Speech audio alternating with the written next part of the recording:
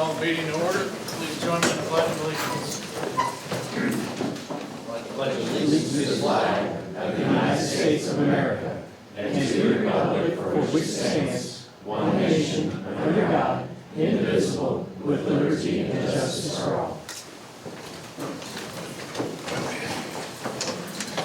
Need approval of the agenda. So moved. Second. All those in favor? Aye. Opposed? Agenda's approved. No patron comments. No patron comments tonight, so we will move on to the consent agenda. I have to abstain. Jamie, I make a motion to approve the consent agenda items as presented. Second. all those in favor? Aye. Opposed? New business, informational items. Storm recovery update. Dr. Huff? Good evening. Good evening. Just a real quick update, happy to answer any questions. We made some really good progress over the last couple of months.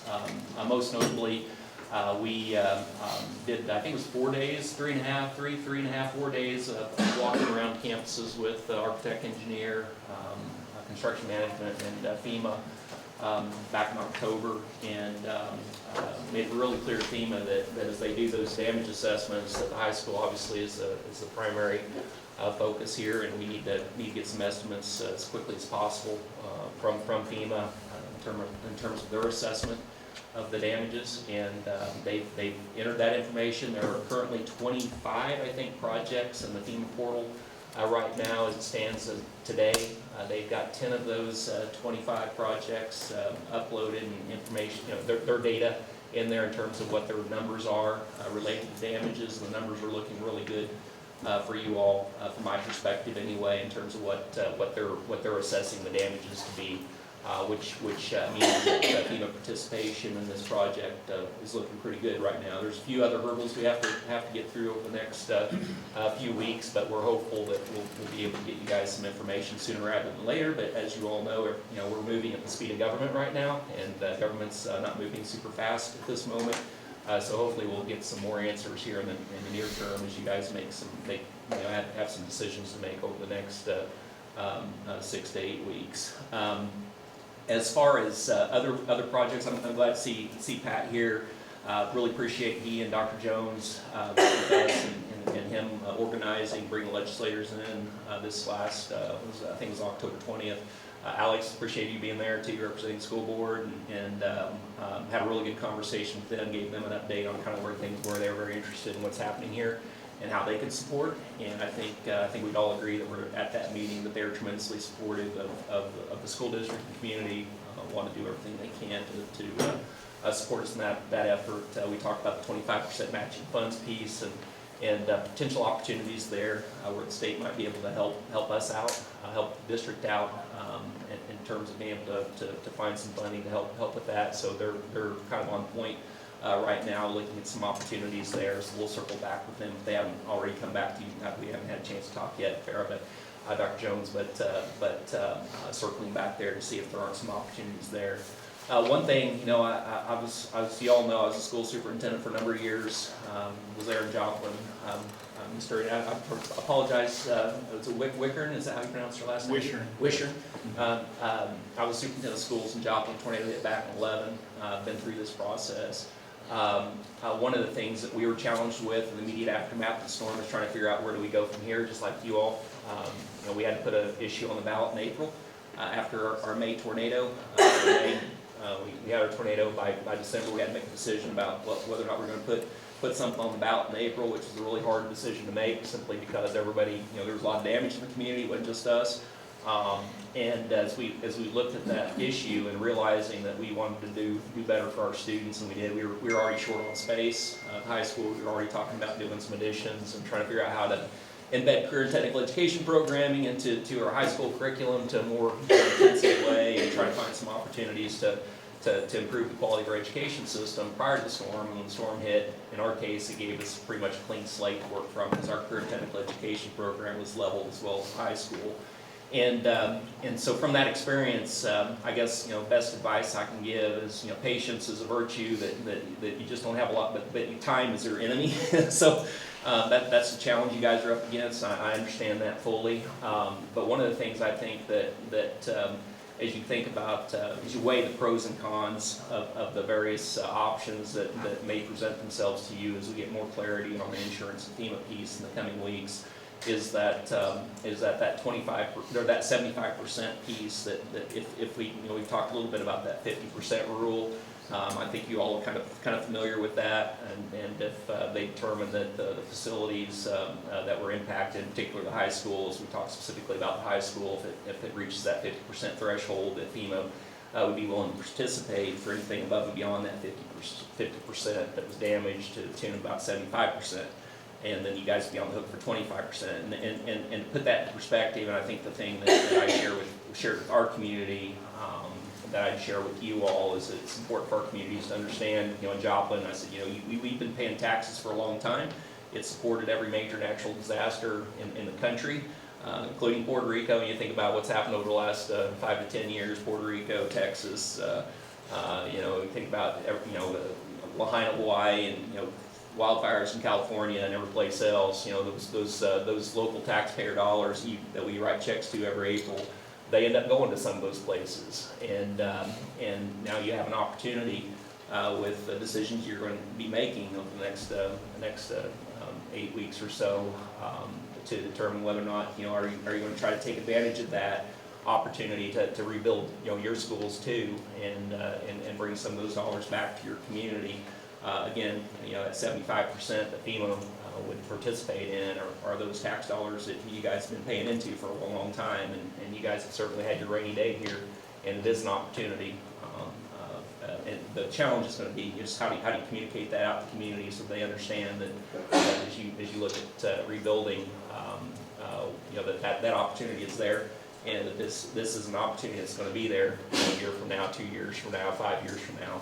You're building for the future, and whatever that looks like, whatever you guys decide is going to be the right thing, but for your community. But it's from a messaging standpoint, that's one of the things that you'll be challenged with, because there's lots of different perceptions out there. I'm sure you all have experienced in terms of how FEMA operates and how insurance should be happening and things of that nature. But there are a lot of challenges that come with that. But everything's clicking along really well. We feel like we're in a really good place. All of our projects are in. We continue to get good feedback from FEMA in terms of just the documentation we're collecting, how they're feeling about how things are moving along.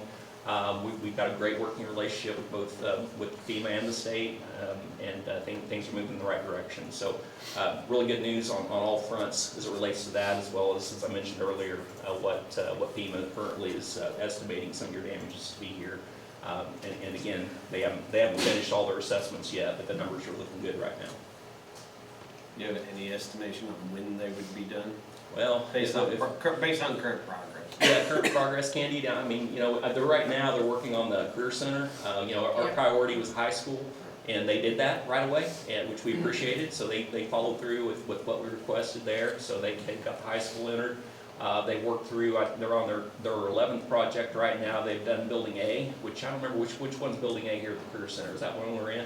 So Building A's finished. They've got that inputted. They're working on Building B, and then they'll move over to Building C, and then they're going to start working down the rest of the list. So once we get, the rest of the list, what it looks like, once you get past the buildings, I mean, it's like your little outbuildings by the football field that were damaged, little metal sheds and stuff like that. Each one of those is an individual project. So those are pretty easy. But they've gotten through the bulk. I mean, they're well over. I'd say they're probably 90% there at this point, based on the fact that the most heavily damaged buildings, they've already got numbers in the system on that. So they won't give us any results until all 25 projects are entered and evaluated. Candy, do you want to kind of talk about process there? So how that works is that they've done the bulk of it, so once they get the building sets of it, we should at least have a number attached to each damage, because what would be left after that. So hopefully we will have some numbers once they get the B and C done. So once they do that, then we should be able to get that out. As fast as they're working, actually, I mean, they did A today, they did 3 today, so I would assume they would do B and C tomorrow. So we should have something, I would say within the next week is no more than what they got left. But they understand you all's deadlines very clearly, and I feel like they're pushing as hard as they can to, it's the fastest I've ever seen them work, honestly. Right. And So they're doing some good work for y'all. yeah, and they're on, I mean, we do have to take into consideration the government is shut down, Yeah. so there are major parts of FEMA that are shut down, but the parts that are still functioning, they're still able to do their part. So we'll have pushing things upwards. So depending on the backlog there, that might slow things down a little bit, but that's where, you know, we might be doing some outreach to some of our federal folks. Senator Hawley in particular probably would be one that'd be an advocate for us to push that along if we needed to pull some triggers on that. So we'll just cross that bridge when we get there. So once the last project is completed or they've entered it, then they start back with the first one? So what we're gonna have to do, so one of the projects, and we had a really great meeting, was it last Friday, Dr. Jones? I think we met with, Brock Miller and, SAP and Toth, and had a conversation with them about getting our ducks in a row, because one of the things that we learned from FEMA was that they need for us to do our assessment of what it would cost from a rebuild standpoint, so get our repair and replacement costs together, estimates, and provide that to them so that they can make a determination on that 50% rule. So we're working really hard on that front. That team is already deep in the trenches trying to pull some numbers together to get the documentation collected to submit to FEMA so that they can then compare their findings to our estimates and then make that determination about the 50% rule. So part of that, you all remember Brian with Toth Engineering, like, for example, on the maintenance building. It was really important that we include him in that, and his documentation goes to them because he explained, you're gonna have a hard time finding an engineer that's gonna put their stamp on that Yeah. if you wanna repair it. And so his opinion in writing, documentation sent to FEMA will back what we're saying. Yeah. Because, talking about the 50% rule, so when you walk into the high school, how many buildings are from there to the cafeteria? That's the question. And so when you're looking at that site, you know, that's something that we've been having conversations with FEMA about, is how do we look at that? Because when you look at the number of additions that have happened over the years, how do they look at that? How do they view that? And so we're evaluating that space collectively. Can you tell me how many projects are from the front door to the cafeteria? What do we have? There's, on the project worksheets, we have, of course, the 200 and 300 wing, and then the gymnasium are one. So I think to the cafeteria, I think it's three. It's three to the cafeteria, as far as projects go. Yeah. Do you suspect there'll be more buildings, or do you suspect that will all be one building, or do you really have no idea yet? What we're gonna have to do is once we get the numbers from architect and engineer and construction management in terms of the repair versus replacement costs, I think that's something that we're gonna have to evaluate first, what we put forward to FEMA to get to that 50% mark. And certainly, you know, if you just looked at the 200 and 300 wing alone, and probably the gymnasium alone, I would say that's pretty much a no-brainer. Then it gets a little more complicated as you move different directions away, you know, towards the cafeteria, like you say. Yeah. And that seems very vague. Mhm. I mean, because that's gonna determine a lot. It will. Do you suspect it will be three, or do you not want to speculate at all? I would rather not speculate, only because I don't know what the numbers are gonna be when I know what it costs to build buildings these days, so in my mind, I mean, I'm thinking, I'm doing the math in my head, I think there are possibilities there that could be all three, that could be included in that, in my mind, but until we see the numbers, we just don't know for sure. So it's a tough call right now, but I think it's definitely moving, tracking in the right direction. For all three, but we just aren't going to know until we get some replacement numbers for the damages that are there. Well, I know nothing about the process, but when I think about this building, we were talking about it just a minute ago, doesn't seem 50% to me. No, it's not. yeah, no question. But they'll look That's at one that. of the 25. That's one of the 25, but they're not gonna look at it collectively. You know, I think the argument, or the case that we would make over at the high school is that the, you know, 2 and 300 right wing, the gymnasium, and then, you know, down that third piece that goes down the hallway, the cafeteria you're referencing.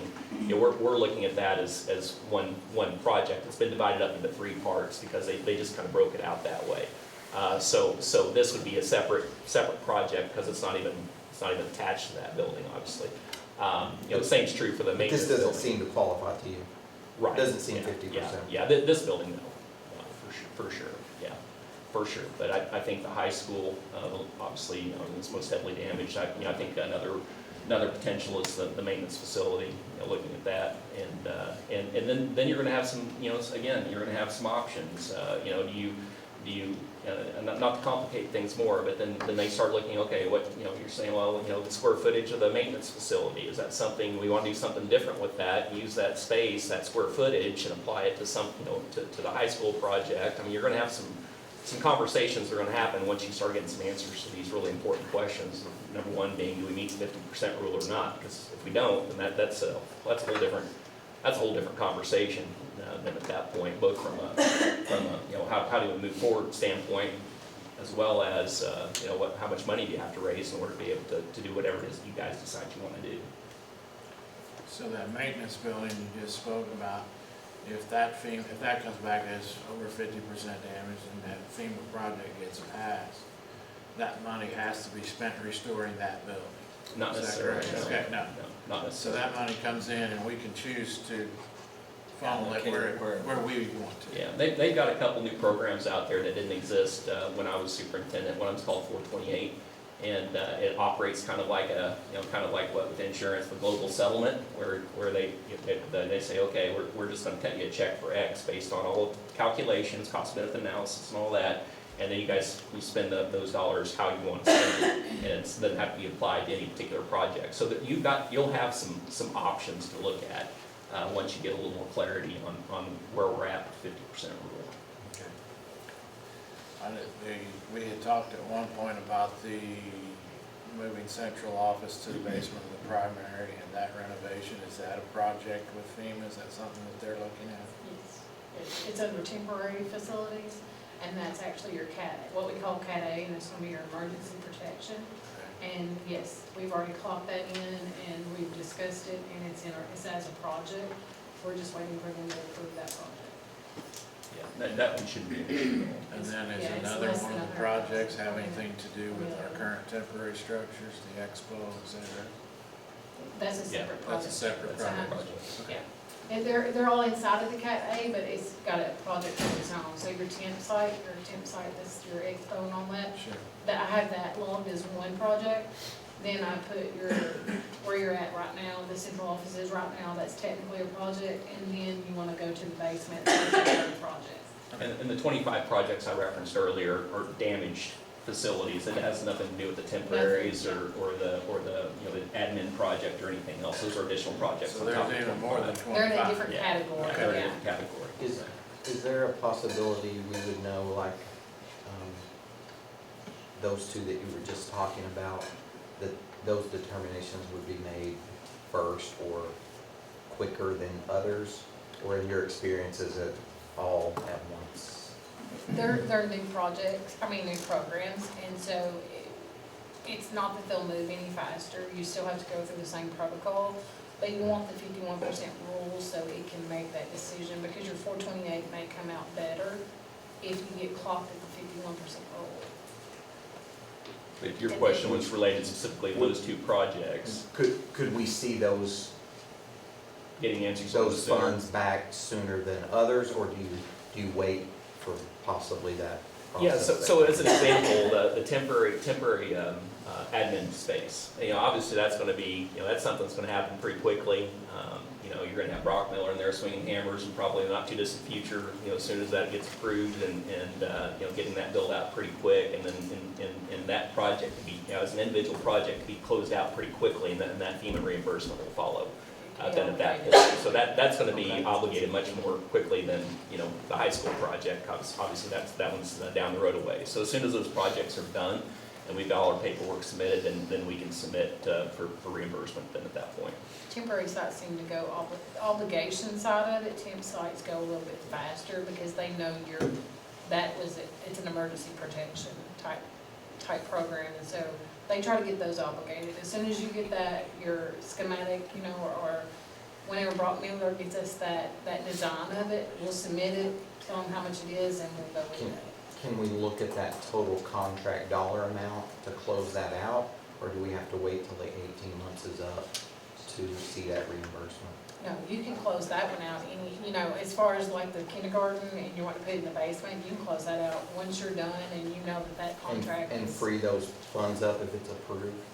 Or liquidate them? Yeah. They can you'll obligate them, and they'll get them right back to you. And FEMA understands, because the biggest challenge, especially rural districts, smaller districts with smaller fund balances, in Joplin, we have 19 million in cash reserves. We're a bigger district, that's what we needed in cash reserves just in case, and your smaller district, you had less money, but it doesn't, that puts you guys at a disadvantage simply because you have less in cash reserves, and it becomes a cash flow issue. That's the challenge. We invested a lot into getting some normality for our students Sure. through our temporary structures. But we as a board are weighing the costs of keeping those facilities or investing in something different. If we got some liquidity or obligation freed up from those temporary structures, that could help us with another project if we don't have a new high school built. I guess that's the gist of my question is, can we make that a priority when it does come up? Correct, and once we get all those in, then we'll make sure that our program delivery manager really knows that it's in, and so he can step in and push it up to what we call community review committee, and that kind of gets it pressed through as well. And he makes sure that he presents your cases, you are a rural school and you need those fundings ASAP. So they try to push you up in the line as far as reviews go. Thank you. Any questions? In the past, how fast have you seen it go? Average, once all the projects are ended in? Can you give a recent That's the example? process of going. So we have a project that's in the wind that I've done a temporary site for them, and once their temporary site is put in, we got their funding within quite quickly. Same thing with another project that we have going on, as they've got their obligation within, it was there within a month. The thing is though, is if your project is over a certain dollar amount, sometimes your state will step in and they'll do their own review. And so the money goes from FEMA to state, and then the state they're the ones that obligate it to you at the end of the day. So we have to do 2 reviews. So it might take a little bit longer if it's over a certain dollar amount, just depending on how your state reviews it.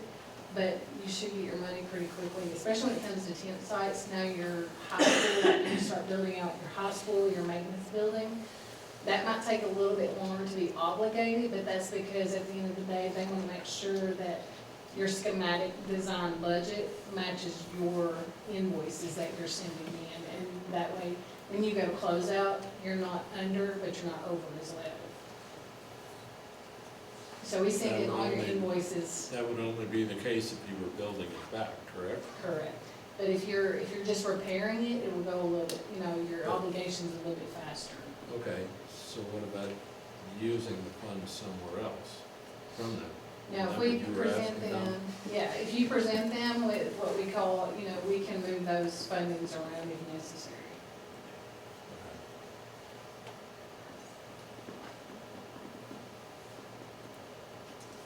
Any other questions?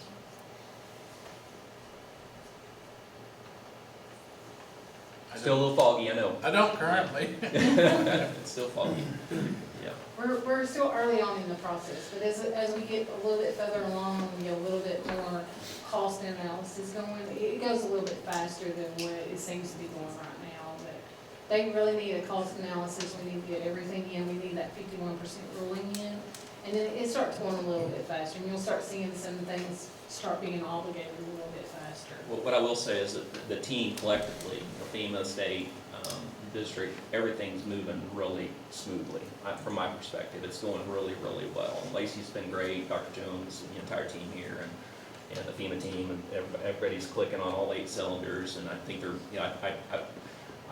knock on wood, hopefully, this government shutdown ends soon, and we get a better sense of timing on all this stuff, and report back to you as quickly. As soon as we get any new information, we'll pass that on through Dr. Jones to get to you all.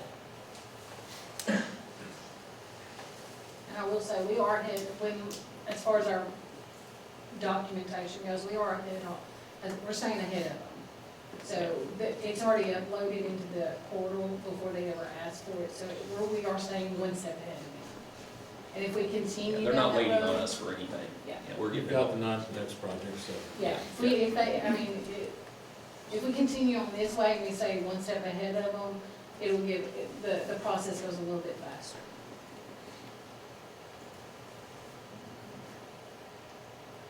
All right. Thank you. You're welcome. Thank you. Thanks. Appreciate y'all. Hang in there.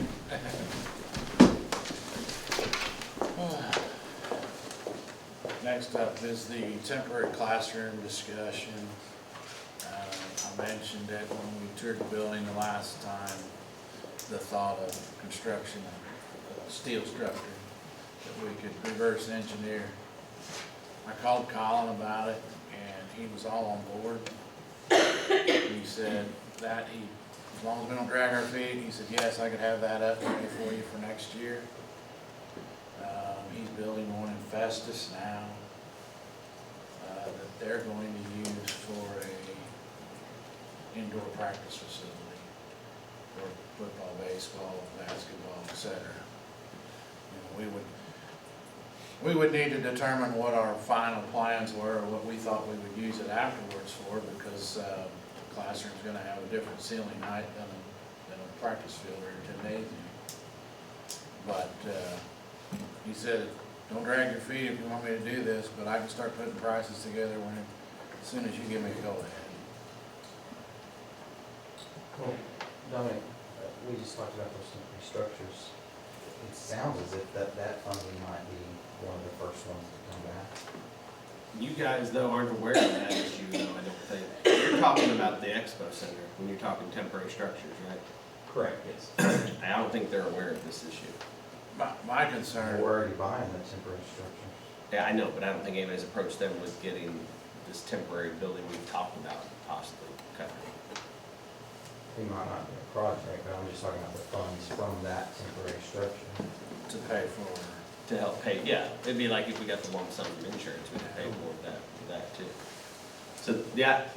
My concern with the temporary structures that we have now is They're expensive. the expensive, and that contract is 18 months. I'm not convinced that we're gonna have a new high school in place before that 18 months is up, because we're, 4 months in, 5 months I in. think we all agree with that. And so that's why I was, that's why I came up with this other thought. And basically, if you all tell me you want to continue on, I'll call Colin and say, let's crack at it. But he's gonna want some information from us too, I'm sure. Can I fill them in real quick? Absolutely. I mean, only because maybe it throws another possible source. Project. So the idea is we're spending a whole bunch of money on the temporary structures as we have it now. So the thought was, as Dominic said, we probably won't have a high school, but we're gonna have to get kids somewhere at some point.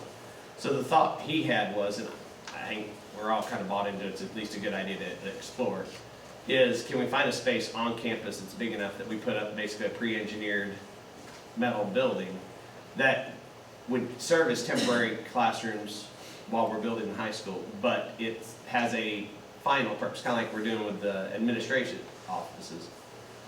But it has an end goal in mind, whether that be field house, whether that be an extra gym, whether that's this maintenance place, whatever it is, we don't know that. But the point is, and I think Glendon was saying, can we use the money we get from the expo to help pay for part of that or front some of the money for that?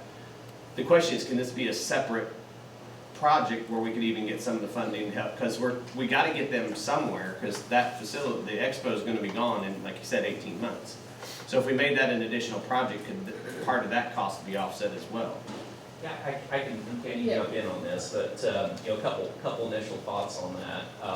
So FEMA's gonna look at everything from a cost benefit analysis standpoint. So that's number one. So you're gonna have to crunch some numbers on rent versus, you know, doing exactly what you described. The other thing to think about, and I'm just gonna share with you my own personal experience in working with FEMA, is they reminded me when we started doing some projects like that were temporary, but had some permanent, you know, for lack of a better term, you know, some look permanent. You know, they reminded me that basically that, you know, we're chipping in 75% of this, and yeah, okay, you can do this project, but when this project's done, you know, we may be taking that with us. So that's something to keep in mind. Now, what I would say when they do that, they will also do a cost benefit analysis to determine whether or not it's worth their time to tear it down and take it off site. And then you also always have the option of telling them that you want to take them back to the pre-condition where they have to pull out the slabs and everything else, and you know, paying 75% of all the demolition costs related to that as well. So there's some nuances to it. I'm not saying it's not something you shouldn't take a look at, because I tend to agree with y'all. I think they're going to be, you know, depending on what direction you guys go and how things play out here, it's you know, looking like 18 months might be. That's a pretty short window to get everything done that needs to be done, given what your challenges are in front of you. So having a plan and looking at an alternative solution that might benefit you long term, you know, that's always I always advise school districts to do that. At the end of the day, I mean, you may have a really great concrete slab there and nothing else, but you got a really great concrete slab you can do something with. Wynn Arkansas is dealing with that right now, when all the temporary structures come off. They've got an entire campus that may be barren of temporary structure. They've got all the infrastructure. They've got a lot of infrastructure there, plumbing, electrical, fiber, as well as some really high quality concrete pads and sidewalks as they look at building, you know, possibly kind of exactly what you're describing, you know, with red iron buildings, prefab buildings, and doing some career technical education programming there inside in partnership with you know, a local community college. So those are opportunities that you got to take a look at real hard as you kind of think ahead. Do they typically take I mean, I'm just asking more I'll just more tell you, often than I can not. only speak my own personal experience. The buildings that they said that the things that they said that they might take away are still sitting in Joplin. They were installed in 2011. So that's just. They'll do a just cost reality. But they'll do a analysis. cost analysis, and at the end of the day, they'll decide whether or not it's. If you say take them, they'll do a cost analysis, and they may say no, we'll just leave them. Yeah. You know, it's not worth it to take out. Now, what our situation wasn't a big building like what you guys are describing. It was, you know. Light poles on the football field, bleachers, concession stand, dugouts for baseball, softball, batting cages, stuff like that. It's all still there. They left it all. It wasn't worth their time. So they would do a cost analysis on whether to help pay for it and a cost analysis on whether to take it away. Correct. The cost analysis is going to be based off of rental fees compared to, you know, just buying it outright. Then, if you choose to go down that road, then they would do a cost analysis again. If they say, you know, we're going to take it, you're going to say, okay, that's fine, but you're going to pay to remove it, you know. And so they'll do another cost analysis of that. And at the end of the day, they're going to realize it's going to cost more for them to take it than rather than to leave it.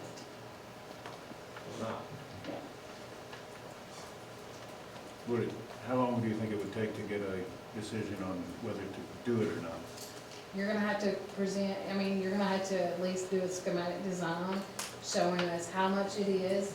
I've already got the contract for your rental fees, so all I gotta do is put that rental fee contract in. Or would it be I less just than that? need something showing how much it is to purchase that building. And put a slab in, I mean, you'll have to put everything, you know, the slab, everything you're gonna have to have in order for it to be a functional building. So back to your point on talking to Colin, you know, getting some numbers. I mean, that's You where need you to do start. that. But if I had numbers from Colin, that's the beginning.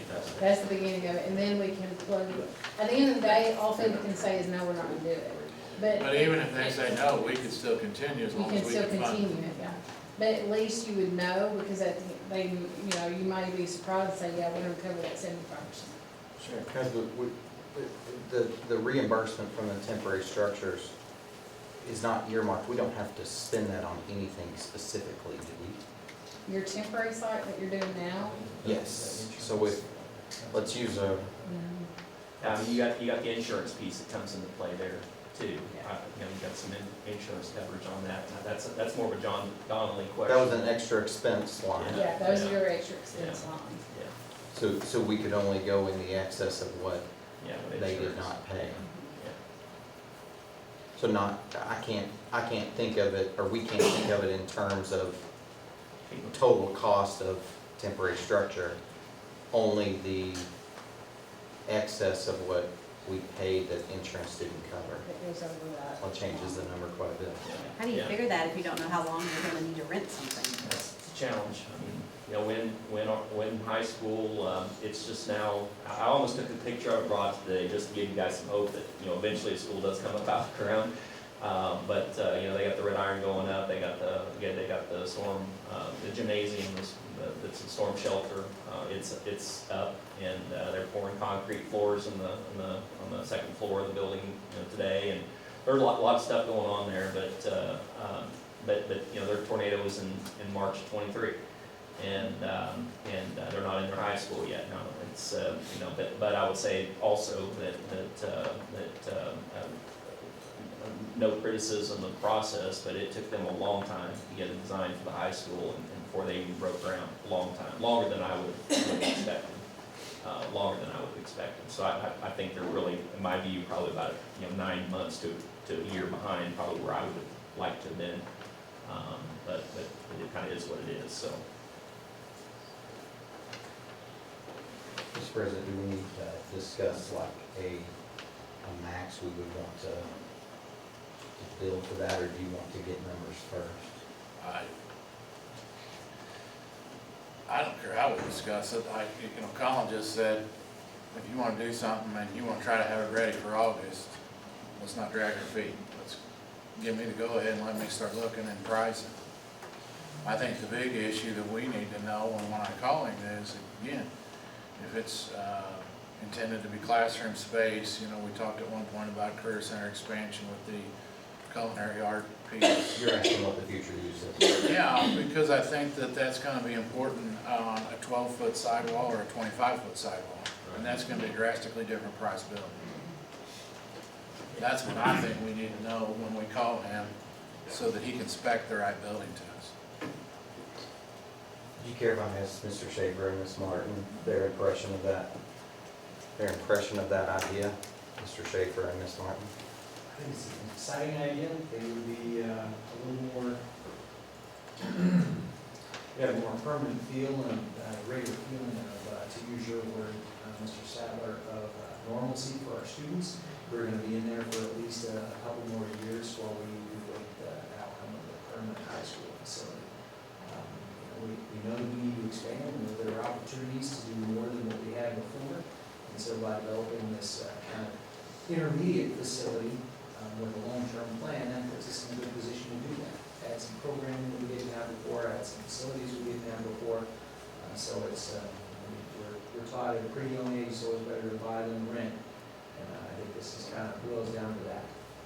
And as an aside, in terms of funding opportunities that are out there, Pat and I have talked about this, EDA, DR funding, you know, it's workforce and economic development funding, and we've used that for technical education programming before, and the DR stands for disaster recovery. So it's a unique pot of funding that isn't available yet, I don't think, for this particular disaster, hasn't been appropriated by Congress yet. But when it does become appropriated, you know, as you think about those kind of future uses, this is an opportunity for career and technical education expansion as well that you guys will have an opportunity to pursue if you're That would be that focus for EDA, Mm-hmm. not sports. Doesn't sound like that would qualify. Yeah, EDA, Economic Development Administration funding would be available potentially, and we'd have to apply for it, Sure. kind of like you would any other grant, but you have to have a plan. And so thinking about those things in advance is smart. Would the entire building have to be dedicated or just career and technical education, or could part of it and then they pay part? I mean, or is it have the whole building would have to be? I'm just picturing, let's just say we do maintenance and career and culinary arts, or we do, you know what I mean? If we do some combination, would they only cover the part of the building that's tied to career and technical education? Well, it depends. How creative you How wanna be. how it's presented to them? So if part of your career and technical education program happens to have a bus garage attached to it that also offers some diesel mechanic programming for your high school kids as part of the bus, your transportation program, you know, there's There's you know, there's creative stuff. ways. Yeah. Workarounds. Yeah. I think we're gonna have more flexibility if we look at it as more of a classroom space than a sports-oriented Sure. space. And it would cut your building, like I said, the height down, Yeah. so you You get down to a normal size ceiling height, it's gonna make it a lot. Yeah, if you're wanting to punt footballs in the building, you're gonna need pretty high ceiling, but Yeah. but you're also gonna need pretty high ceiling too if you do decent tech or some other programming, so you might have some big equipment in there too, so. Big enough to put a bus in. Just call in and see, tell him to start getting me some numbers, get some plans and some numbers. 20 classrooms, I think that's correct. 21 up there now, I think. in the expo. Expo, I think. He said a minimum 19, but it could be 20. Do you feel like you got a direction for future use? That was your goal, right? Well, I think that ultimately that would be, if we knew exactly what we're gonna put in at the end, would be really good. With what, Dr. Huff said, there's a possibility they would take it away. I mean, unlikely, I would think. I think it's more, let's see, Colin getting us some prices so we can evaluate that. And, let him know that we may be wishing to retrofit this thing as soon as you get done at the top. Whether that's culinary arts or whatever piece pops up by then. I mean, maybe there's something different that pops up for the high school or the elementary or someone else on the campus. So how many, Mr. Schaefer, how many classrooms for 20, high school? 20 is what we would need. If we were to maintain the old senior high, then we could make it work with 19 to 20. Plus offices for administration and counselors. So 20 plus offices. Correct. Because was it 32 we counted that we needed at one time? Correct. We've got the old senior high still. Right. Okay. And band, 20 plus. band and 7 choir offices. should be going back into Choir there. would be in here. Forget the And then we have our DLL is still housed in the middle school. Okay. So those are the others. 7 offices, so the nurse would be there? Or would the nurse be? The nurse could stay in the old senior high. Okay. Realistically, if we were gonna put, 20 classrooms in this intermediate facility, it would probably make more sense to move her over there as well, because that's where you're gonna have a larger group of students. We'd have to go back and forth on that, because we're still using the old senior high gym, and that's where injuries happen in gym too. I would want to consult with Nurse Lake before I make a decision on where she would go. And then we were gonna move the art classes together with those two as well, That would be 2 more 2 classrooms. more classrooms. 22. What's the else? What's the challenge, Colin? Can we ask them what a sports hall facility would be compared to a Absolutely. career center facility?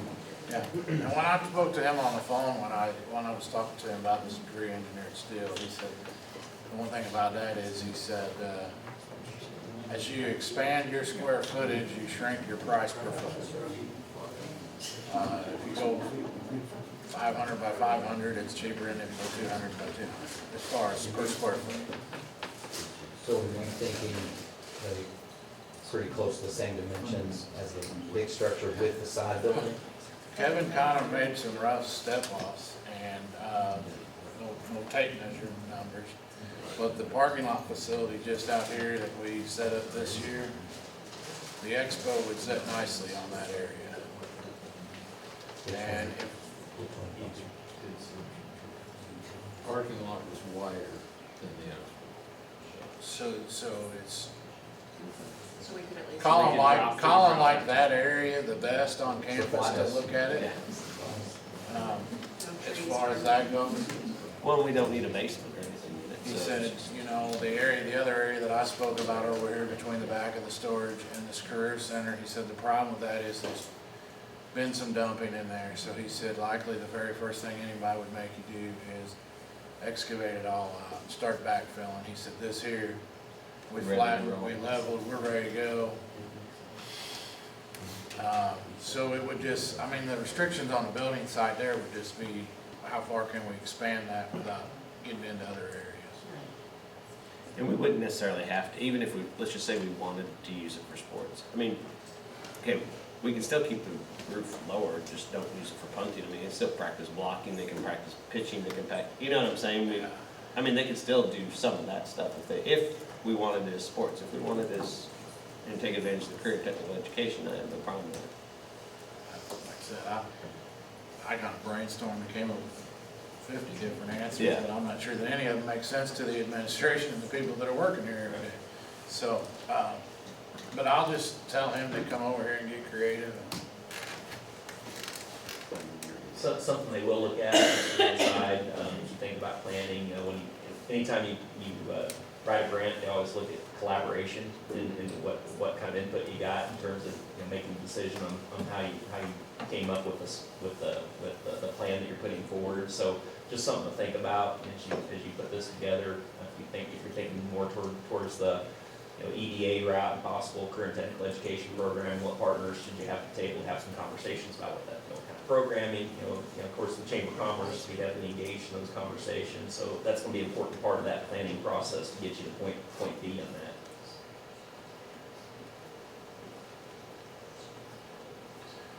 So if everybody's good, I'll call Colin tomorrow and tell him Get some to numbers. sharpen the pencil. I did talk to John Donnelly today. You just still don't really have a good idea on The end the goal. whole height, No, but I'll just see what he throws me. We can give you a 12 and a 16-foot option. Number one, he can probably tell me what he's using in Festus when he's building that one up there right now. Okay. And then, I don't know, sometimes there's standards. Sometimes they're, these pre-engineered building companies have a 12-foot package and a 16 or He can tell 20-foot you, package, and they This is got, this price, this is gonna be this price. sometimes they have that situation, so I'll just feel him out. So if he wants hard numbers, he's straight. He's probably done enough of those buildings at different places But I that he think has some information to draw on. So when I mentioned it to him, he said he's currently putting one up. So he's familiar with the process, obviously, and using it on a school facility. And one of the things that we talked about briefly is using it as a school facility. We're gonna have, we got to have a lot of extra bathrooms and plumbing that some buildings wouldn't need, but I think that's minor.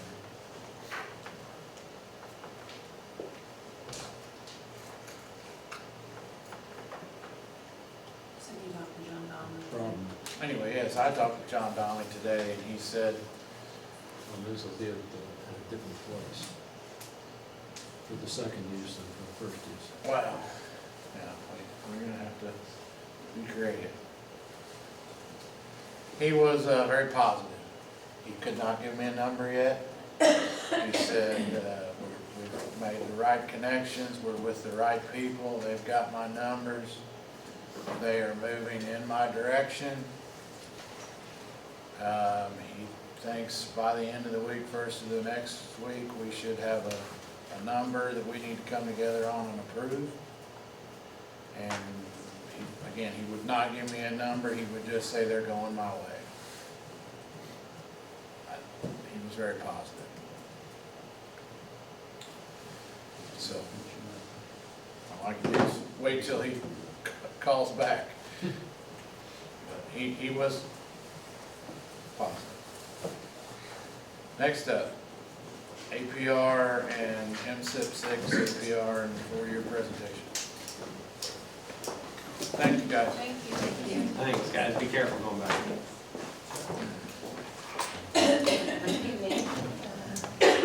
You want the mouse?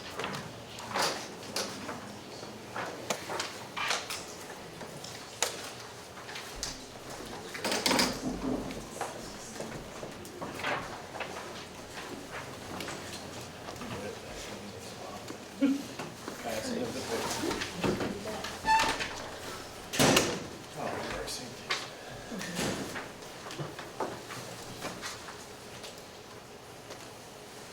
Right.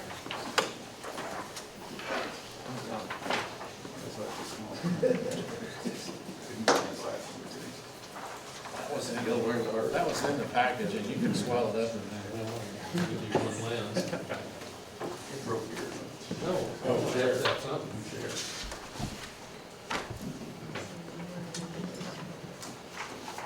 Terry, they were in the thing, and you can make it bigger on the Oh, okay. computer. I had to do the same thing. Oh, there's Searching for my mouse.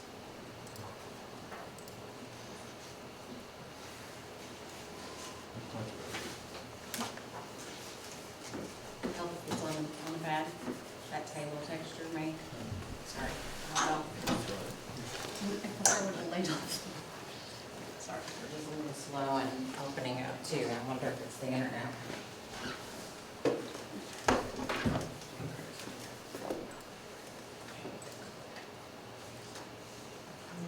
we're skipping around a little bit. Okay, well, we're gonna just leave it where it is instead of trying to make it bigger and see if we can get it to scroll. Good evening, I'm Ms. Yvonne, and I am here to talk to you about our APR report, which you all should have received some information last week, and I got copies for you there in front of you. So we're going to begin by just reminding you of the areas that our APR is reported in.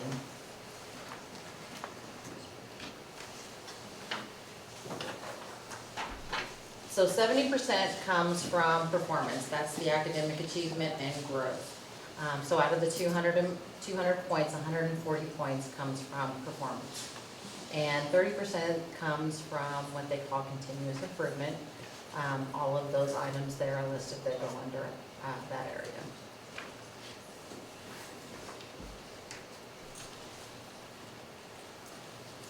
All right, this is going to be a struggle tonight.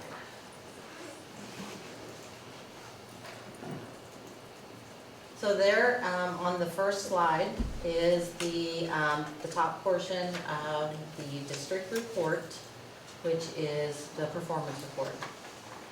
And you'll see all the numbers there for the district. We're going to talk about the building reports as well tonight.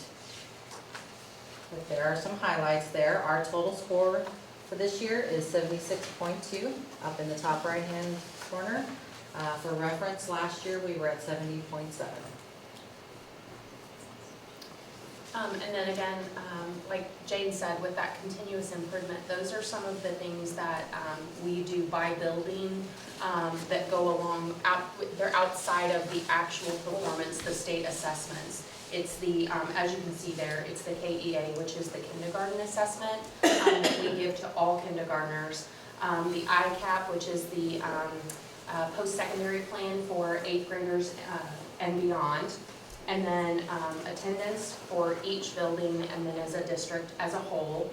And then those things that, timely submissions to DESE for some of our financial reports and some of our data.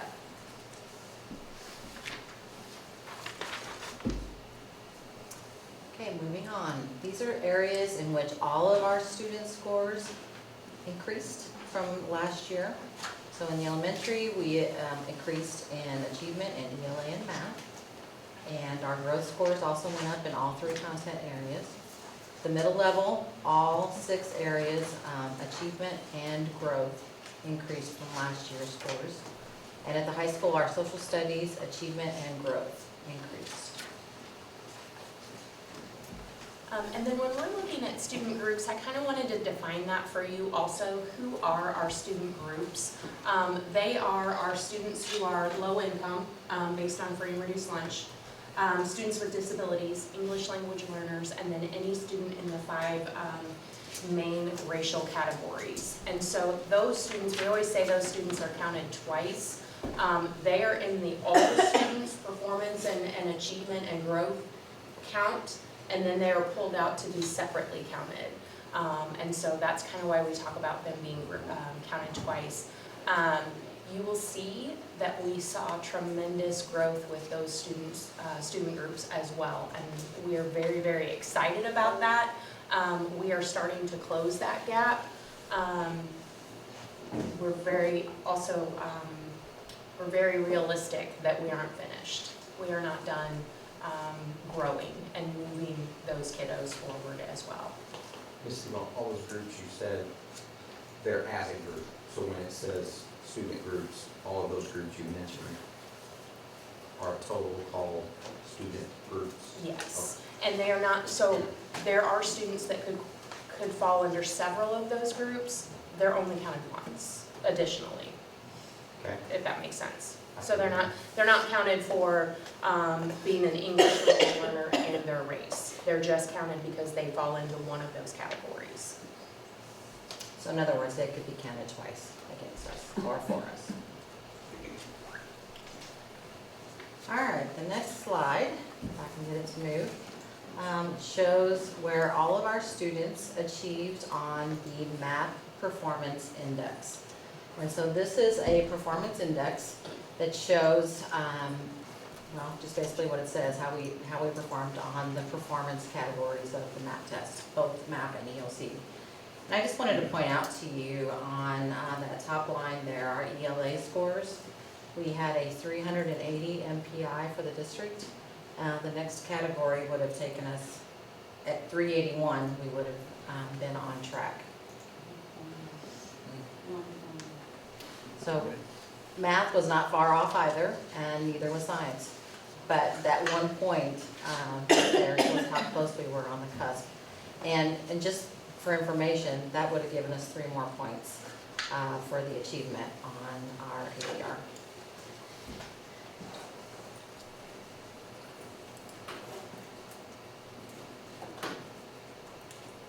Sure I am. Would it help if I went and stood over at the computer? Too far away, is it? It's slow. Can you operate from? I can.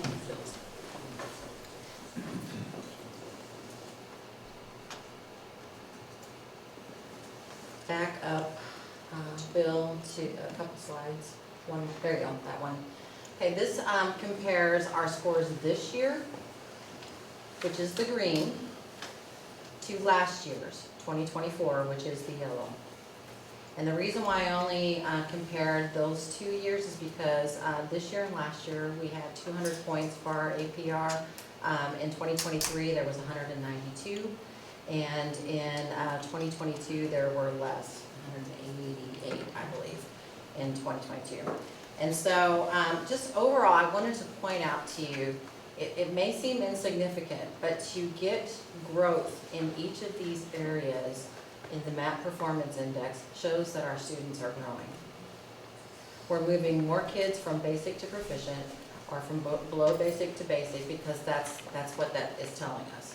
And so they may not seem like huge jumps, but that is the whole district moving as a whole. So I felt like that was significant and good to look at. And along the same note, next slide. Along the same note on our student groups, that just kind of shows you where we fell and how close we are to getting to that next level. So emerging gives us that 25%? Anyway, it will move us to that next level, that next category, if we just keep pushing our kiddos. And so, again, we are excited, but we're also cautious about not letting off the gas. because we are right there, even in our student groups on all of the core areas. And that would have been an additional 1.5 points if our ELA there, which was again only a point or so away, that would have been another 1.5 points for our student groups. That would have been a total of 4.5. So it's not a points game, but it is too. I mean, we need to look at it honestly. So this is the last 4 years. This is MSIP 6 APR, and just shows the differences in the points that we've gotten and where we are from this past year.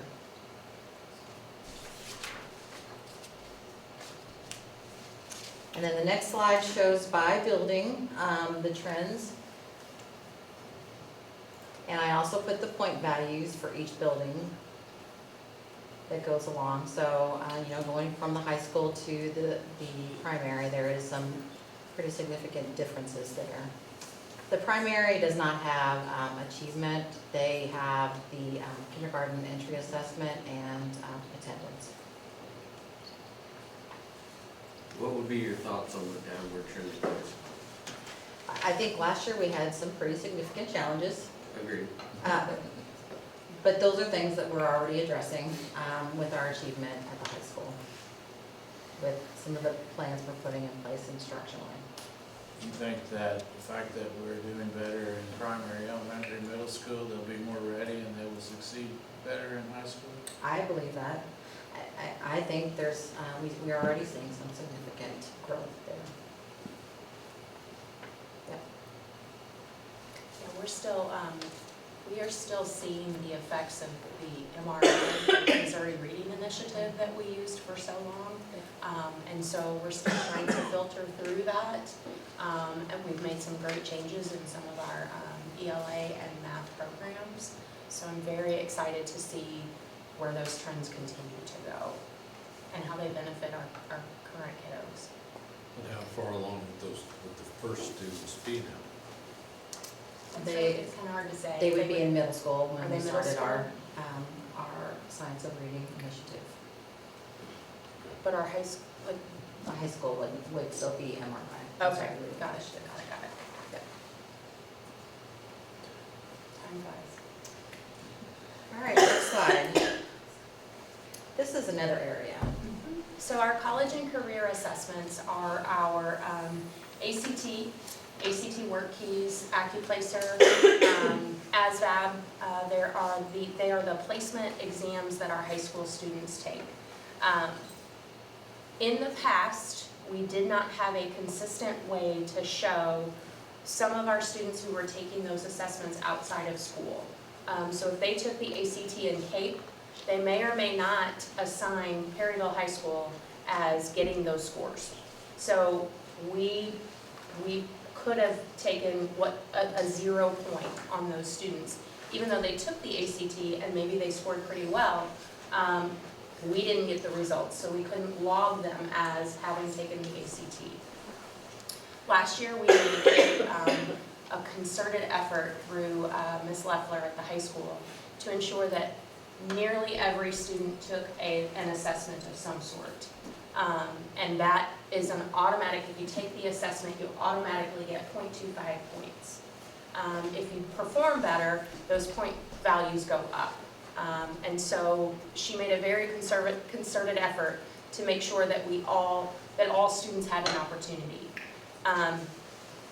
We will not get to see the results of her labor until next year, because they take, for this particular area, MSEP 6 takes the previous 3 years. And so we didn't get credit for all the work that she did, but we will in the future. And so you can see again how close we are to that next step. But we've already put things into place to make sure that that is a successful avenue for our students. So those 3 years only included 1 year of increased ACT taking? It didn't really it didn't count last year, it took the prior 3 years, and so that won't really even be filtered in until next year. But I think it's more, I mean, obviously we want the points, But for me, it's more about the process that we put into place to ensure that all of our students are getting that opportunity and that we are tracking it The consistently. more you get, the more accurate the data is. Correct, and the more opportunities the students have. So it was a win-win to get those procedures put into place. And I will say, there were no students that did not take a CCR assessment last year that graduated last year. All students took one. So that was fabulous work on Ms. Leffler's part. And she's focusing on them taking the one that would be most applicable to them. Yes. Yes. That way you're not just However- forcing everybody to take the ACT, because that's probably not. Correct. However, if she sees that they are on the cusp of, hey, this is really, really close, let's take this one, or let's take, you can take the ACT work keys, you can take by section. And so if they're very close on one section, she may encourage them to retake it.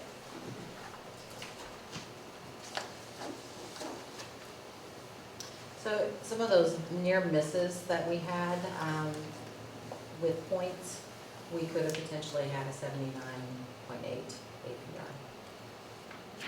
Just wanted to share how quickly those points add up and how close we were. All right, Mr. Ford? So this is just the district comparison and where we fall. And Ms. Narrow just kind of took the schools that historically we have compared ourselves to. So that's why those schools are listed, but just kind of gives you a visual. And then the next slide shows growth from 24 to 25, which again, I want to focus on. I'm very proud of the growth that we saw last year. And so if you see that in the same schools, the rankings, the growth from the previous year, it's significant. Again, not where we want to be, but we're definitely growing. And then the last slide, I did link in there again the spreadsheet that you have in front of you with the comparisons from 22 to 25. But I just wanted to recap. In just academic performance, we increased 11 points in district scoring. 8 categories on the district APR report increased. 22 on building APRs. We saw very significant increases in our overall building APRs, which includes both performance and continual improvement at the elementary and the middle school. They took their scores last year as a challenge and said, we're going to grow. And then on the MAP Performance Index, which is achievement, which is what we want our students to do, 14 of those areas increased on the building APR reports. And so again, plenty of work to do, but we're very proud of the work that was done last year. Congratulations to you, your building leaders, all your teachers. It's very positive to see those numbers coming up. Thanks for working at it. You're most welcome, and they will continue to. Thank you very much.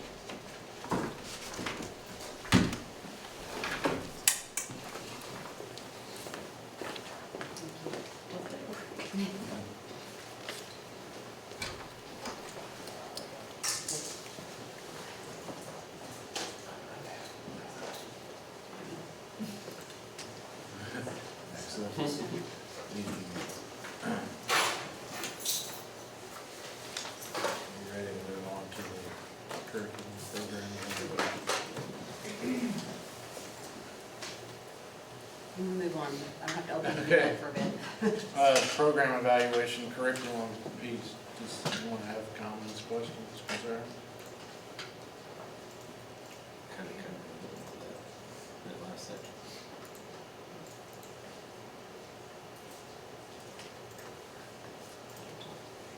Okay, next up, the policy updates.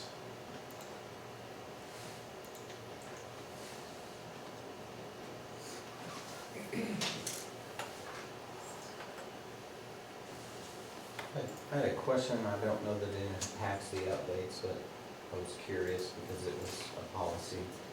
Out of district students, how is tuition treated for those students? Like if someone from Oak Ridge wanted to come here, is it different by school or is there a standard for our entire? We do not accept just tuition-paying students currently. We accept tuition-paying schools, like Altenburg K-8. If their students choose to come here for high school, we would accept tuition from that school.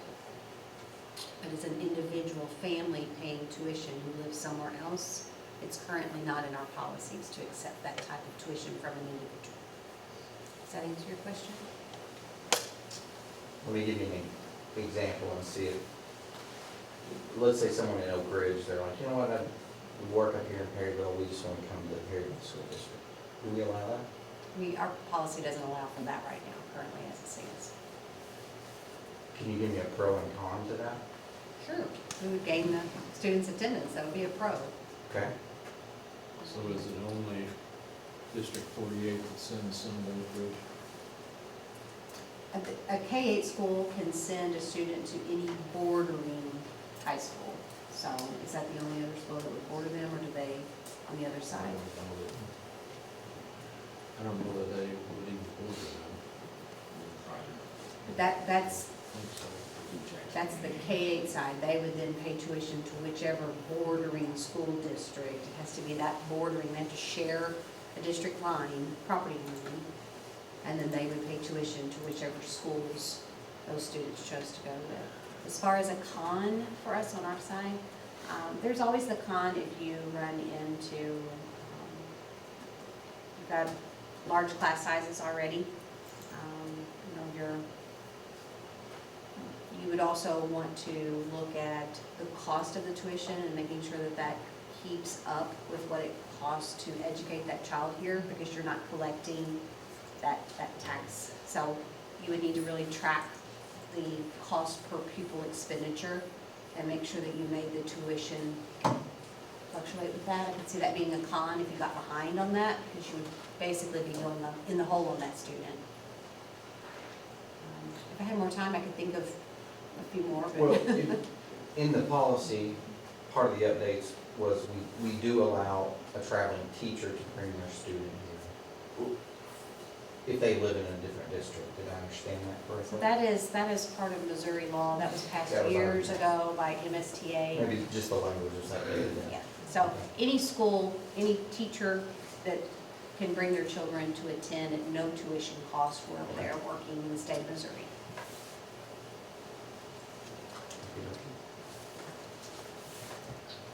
I had one question. Mr. Hayden, we upgraded the attendance policy this year to where it affected their grades, and I've had some people questioning me.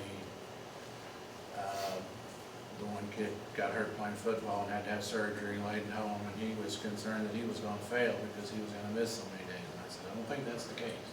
That's correct. I said, I think there's an appeal process, Right. And there's extenuating. and I just wanted to make sure that I was telling that parent correctly. Sure. That There's we talked about it. extenuating circumstances for injuries or something along that line. So MSBA made a recommendation. My group is here this evening, assistant principals, building principals, something we agreed on as a group. I think we presented back first of the year.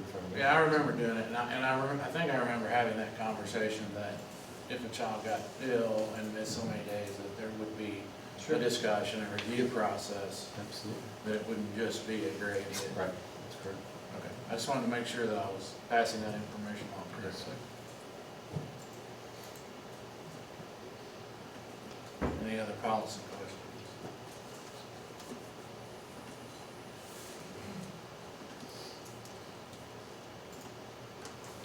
I'm gonna do a roll call vote to schedule a closed session to discuss student and personnel matters as permitted by revised Missouri statute 610.21, 1-3-13-14 at the conclusion of open session. Second. Nancy? Kevin? Linda? Alex? Terry? Jamie? I mentioned it, nobody had any questions. Aye. Okay. Thank you. That's the way we went here. Okay. Correct? Yeah, thank you. Sorry. Okay. Next up is the job description for the paraprofessional transportation aide.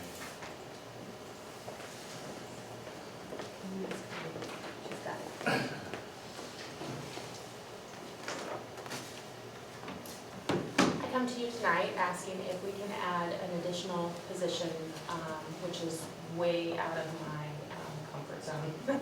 I typically like to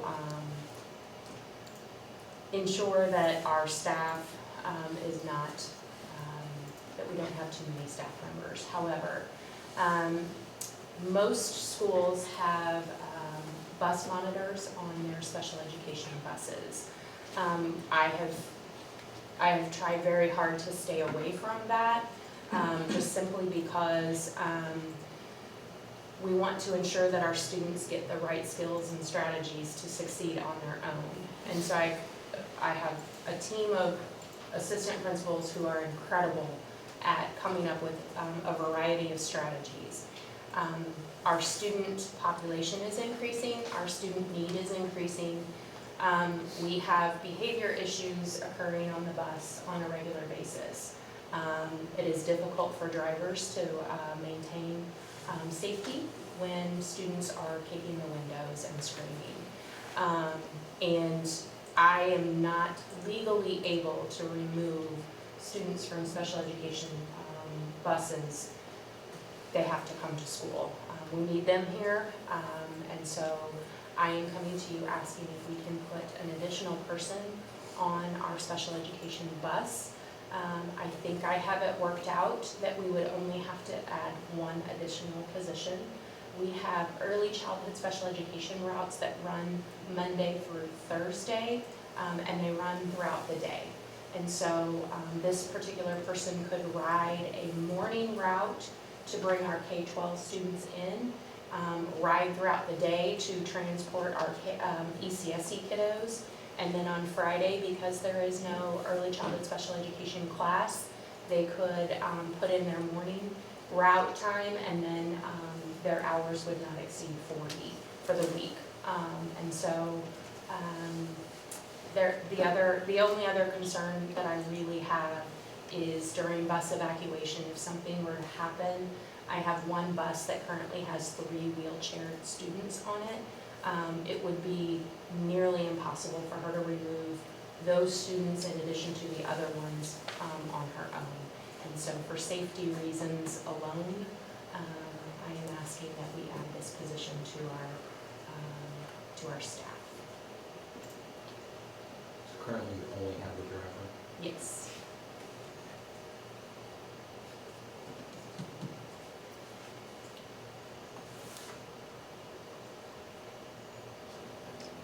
Have these issues affected the drivers just in terms of their willingness to keep going? Has it frustrated them? I think they're getting very frustrated. I think we're limited on drivers as it is. So if I could alleviate some of that frustration, I have added a current para to one of our routes on a temporary basis to try to deter the behaviors and try to model correct behavior. It is sporadic on whether or not it's successful. But I think my biggest concern again is if the bus needed to be evacuated. Trying to get all of those students off would be very challenging.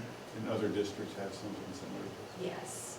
There are districts that just have bus monitors on their special education buses. There are districts who have bus monitors on all of their buses. And so just kind of dipping our toes in the water here to see if it makes an impact in a positive way.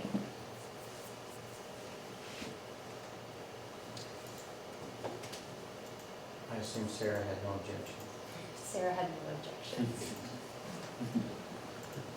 Sarah has had many objections to me over the years, saying, no, I don't think so, I don't think so.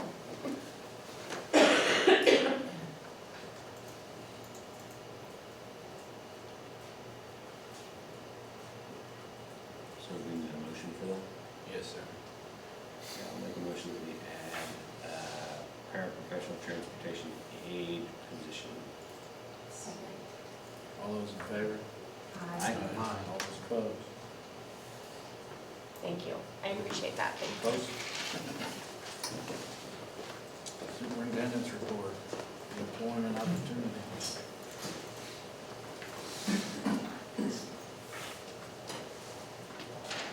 Looks like all So that's very, very similar to the past few months. However, here in the closed session, we will be taking care of a couple of those positions that are listed there.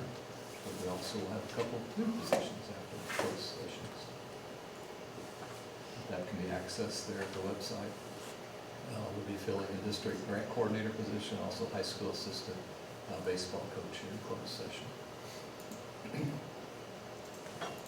Attendance report.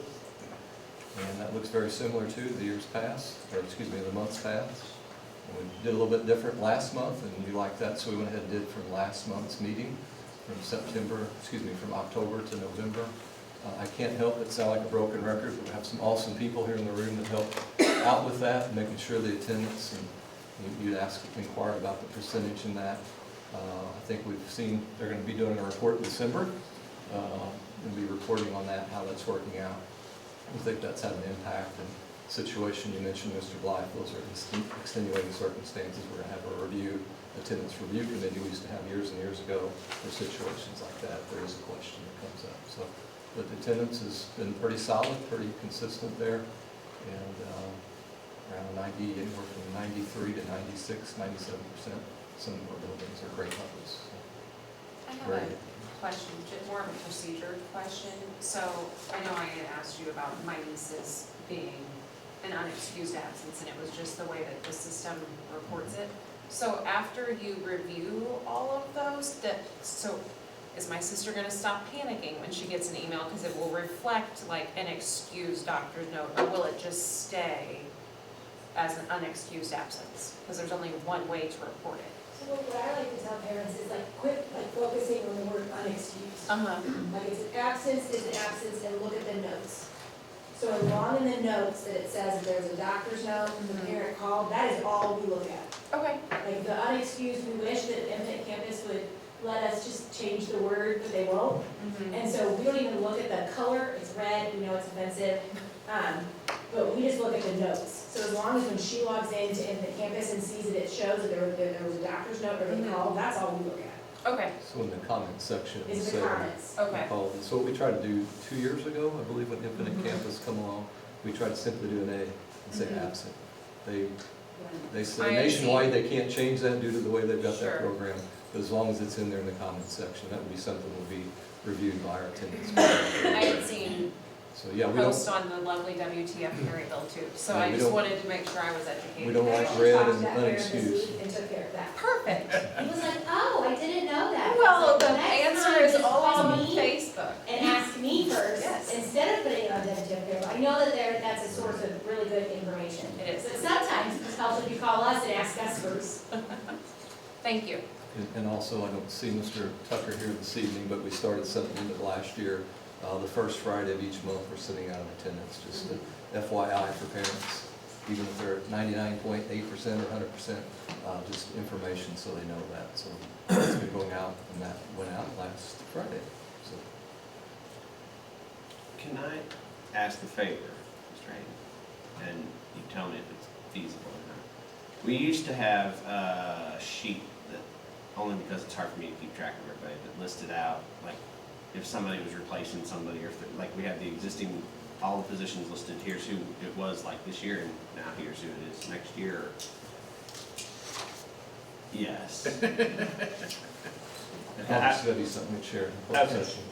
Okay, gotcha. I was gonna say, because that's something that helps me keep my, because I don't know Sure. every person here from my head, so, okay, thanks.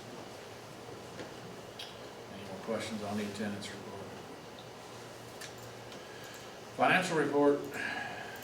Okay, financial report, same format as before, with revenues first, with a 3-year comparison, so that you can track where we are compared to the prior year, and the one before that.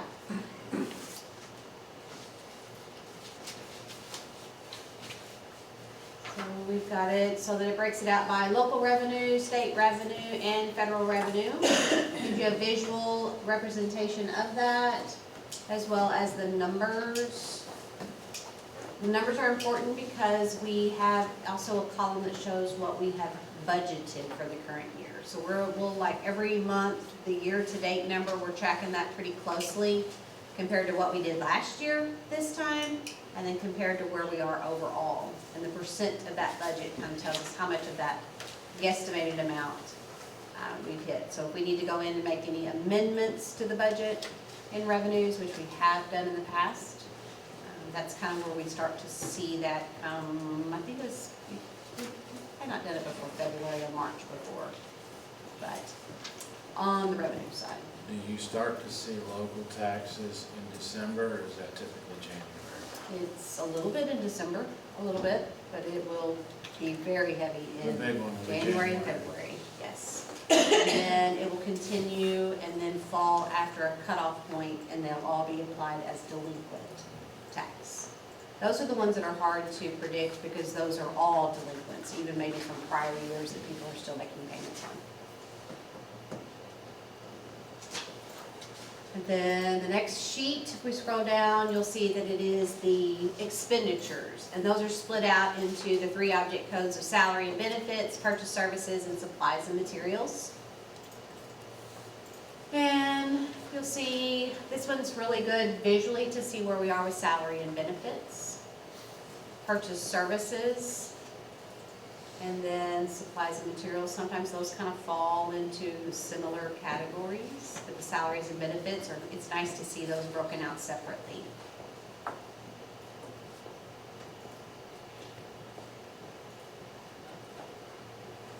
And then if we can jump back and click on the link, we decided to also kind of present something to you. Our tornado bills kind of had started to taper off a little bit, so we wanted to start giving you the big total numbers so that you could see tornado revenue versus expenses, and then the percent of where those expenses are going to. So we have had more expenses than we have revenue, and that's because in the beginning, insurance was providing coverage on smaller ticket projects and provided a cash advance in the beginning. And then now we are in negotiations, so those cash advances have come to a stop. And we still have to continue to pay the bills. And we are in the mode of fixing a lot of things. So we have been paying out and have not had the chance to reimburse ourselves through the revenue. But I think the pie chart was really a neat idea, just so you all could see kind of where the breakdown of where those expenses are going. I hope this is helpful, a little more insightful of totals, I think, rather than looking at a bills and a warrants list. That's what I have for this month. I appreciate your breath. Can I ask you a question? I would have expected the pie to be larger in roofing. Can you give me some example of what you're classifying as construction? Would HVAC go into that? Yes, I can provide you a little further information because we code things differently. Like when you look at that bills list and when you look at the budget, it's all those codes. And so this sorts by those last few codes. So let me go into the construction and renovate and give you examples of why something would be coded there versus just roofing. Because right off the bat, I couldn't tell. There's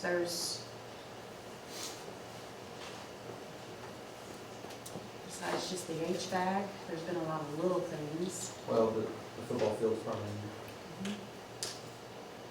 There's a lot of vendor work. There's a lot of those bills that are going out to different vendors. But I'll have to look to see why roofing is pulled out separate. That's fine. With mediation, used to probably be in construction. Mediation, surf throw, the first on site. That's okay if you don't know. I think they would be construction. Okay. That would explain it. Like Shamon's work. Construction. Okay. Even the company that came in and did the duct work, they would fall under that. That But I'm answers. not sure why we have to separate roofing out. So that's a good question. Because, why isn't that construction? So So I'll find out. Good question.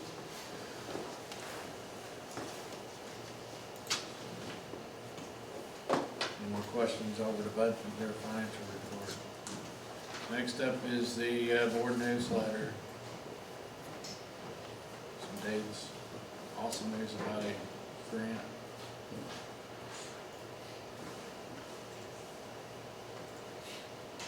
Did we sign up for that grant, or did they just award it? I think Ms. Baskin. Mrs. Baskin applied for that, yes.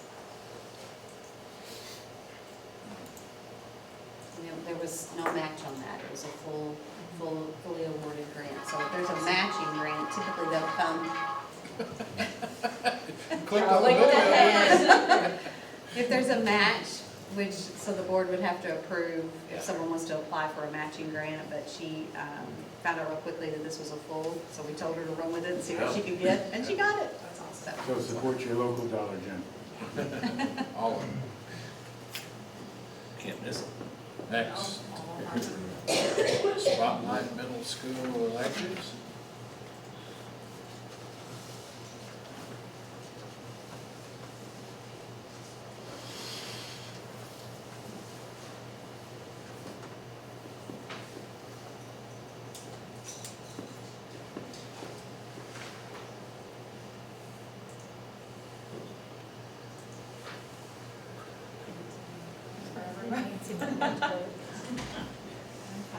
Everybody be watching on the computer.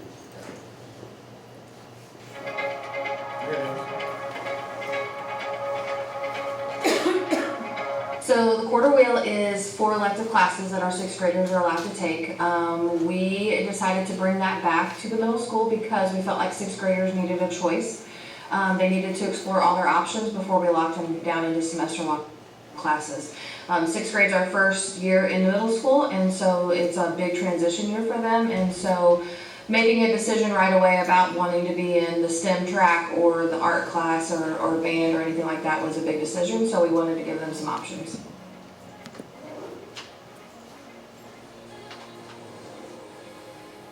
So the quarter wheel gives me a couple of weeks to work with the 6th graders. It allows me to emphasize a lot of the elements and the principles of art over time so they're able to understand how basic components go into sum up to a piece. Like drawing, you can start with lines, you can start with shapes, color, and how they all combine to create meaning within their art. So it's pretty straightforward and basic form. It's a lot of pencil on paper, a lot of learning how their tools work.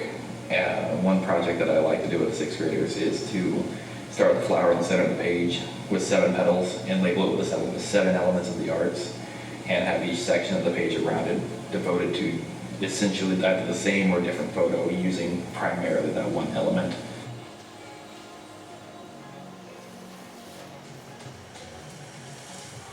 So 6th grade is introductory to family and consumer science, and what we focus on, or what I focus on, 2 units basically, cooking and sewing. And for their cooking unit, they focus on reading a recipe and learning how to do measurements. So they get a little bit of fraction, introduction to fractions of measures. And then we have somewhere 3 or 4 labs that we do where they get to show me that they get to demonstrate that they can do the measuring and they can do it properly. We have a little bit of safety and sanitation, of course, mainly being able to wash hands and wash dishes. That's their focus in 6th grade. We go on from that then in our cooking or sewing unit, we make small pillows. And I have focused on emoji pillows in the past. They have to choose what kind of a character face they're going to put on it. And then they learn how to do basic sewing stitches.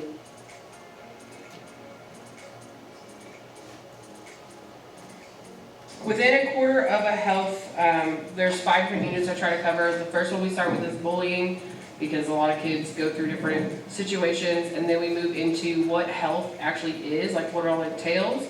And then we hit a little bit on mental emotional health, so they understand like when they get to middle school, they're gonna get stressed, what can they do? If they lose somebody or something, they can understand what to do with those. And then we talk about the wonderful puberty, the different changes that their body's going to go through in 6th grade. That's usually our longer unit because I really focus on so the kids really understand.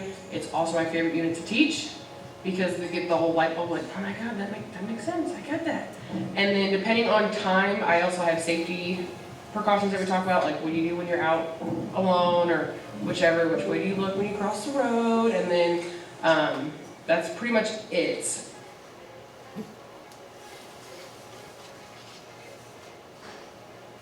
So the class that we teach is called Design and Modeling, and it's through the Project Lead the Way curriculum.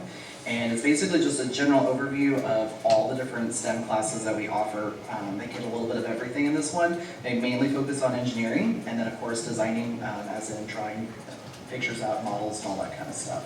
So we go from creating a boot for a child who has spastic hemiplegia and can't walk correctly, so they just use regular craft materials and build a shoe. We actually did talk about the design process and how we have to follow this kind of process to get through everything. We then move on to 3D drawings. So we focus on using unit cubes and putting everything in a model so that way they can see the 3D model and then they sketch it out into multiple views on the paper. We then go back and learn measurement on the ruler. We go back over the imperial system, and we also go through the metric system. We then make it's called a skimmer car. It's basically a paper race car made out of a file folder. And then from there, we usually go into 3D printing. So once we learn about how to draw in 3D on paper and we learn how to measure on paper, then we move over to the computer part of it all. So we start off by making a name tag, and then we eventually go into making puzzle pieces. I really, really like the quarter wheel. I did miss it when we didn't have it. It lets me see all the kids. I think that's important, that especially when you have the kids for 3 years in a row like that, and a lot of the kids will say, oh, I definitely want to take your class, and then you have a lot of kids who are like, I'm never doing this again, and that's okay, because at least by 6th grade they kind of figure it out. So this gives us 6th graders a chance to come in, experience a little bit of everything, know what they would be signing up for. So going forward, I think it has a lot of opportunity to let the kids know what they're doing, know what they want to do, and explore that even further, which is what exploratory is supposed to be, exploring.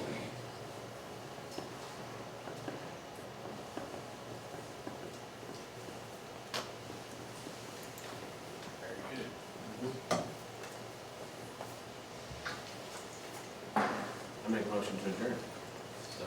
All those in favor? All those opposed? Meeting adjourned.